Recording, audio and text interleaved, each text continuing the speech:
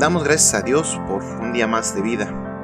En nuestras reflexiones del diario vivir, amado hermano, amada iglesia, quiero llevar tu mirada a la carta del apóstol Pedro, en su primera carta, en el capítulo 2, de los versos del 18 al 23, que nos dice: Criados, estad sujetos con todo respeto a vuestros amos, no solamente a los buenos y afables, sino también a los difíciles de soportar, porque esto merece aprobación. Si alguno, a causa de la conciencia delante de Dios, sufre molestias padeciendo injustamente, pues qué gloria es si pecando sois abofeteados y lo soportáis.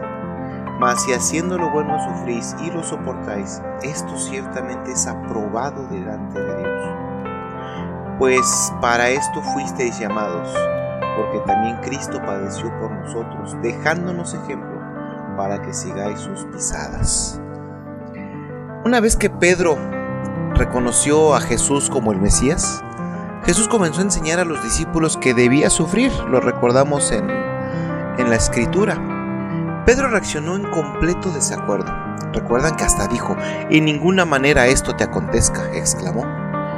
Pero cuando unos 30 años más tarde reflexiona en la muerte de Jesús, que entonces le parecía inconcebible, ahora comprende que es indispensable.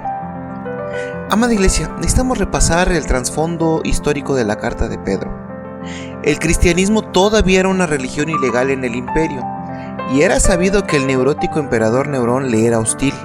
Había estallidos esporádicos de persecución.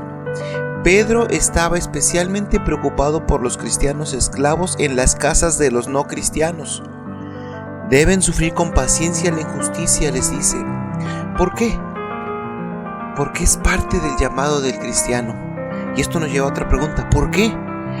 Porque Jesús, aunque sin pecado, sufrió por nosotros, pero no tomó venganza, con lo cual nos dejó, como dice ahí, un ejemplo para que sigamos sus pisadas.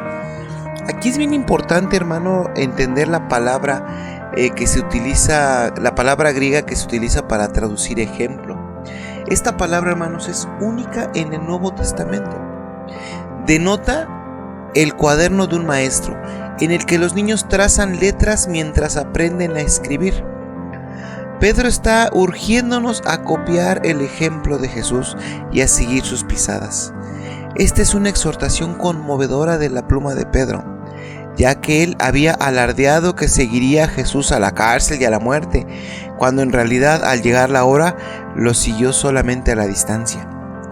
Cuando fue nuevamente comisionado por Jesús, Pedro decidió seguir el camino de la cruz y soportar con paciencia el sufrimiento injusto.